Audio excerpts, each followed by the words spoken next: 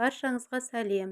Бүгін мен сіздермен тез арада дайын болатын, өте дәмді және жұмсақ әрі нәзік сәбіз қосылған пирогтың рецептісімен бөлісетін боламын. Ол үшін керекті азық-түліктердің барлығын мөлшерімен төмендегі описаниеге қалдырамын. Бұл пирог өте дәмді және хош иісті, әрі жұп-жұмсақ болады және тез арада дайын болады.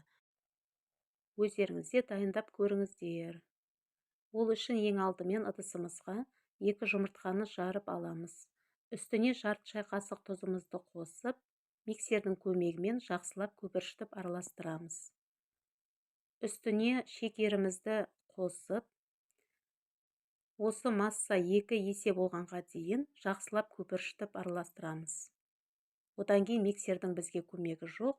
Келесіде сұйық майымызды құямыз және електен өткізілген ұнды қосып, жақсылап араластырамыз.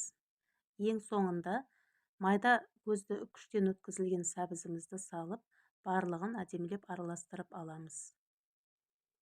Хош иісін шығарып тұру үшін ваниль қантын қостым, ал қопсытқышты ұнмен бірге араластырғанмын. Барлығын жақсылап араластырып, табамызға пергамент қағазын төсейміз де, аздаған май жағып, біздің дайын болған массамызды құямыз. Біздің пирогымыз 180 градуста 30 минутта пісіп шығады. Арасы толықтай піседі. Бетіне қалауларыңызша қант ұнтағын сепсеңіздер болады. Ас болсын.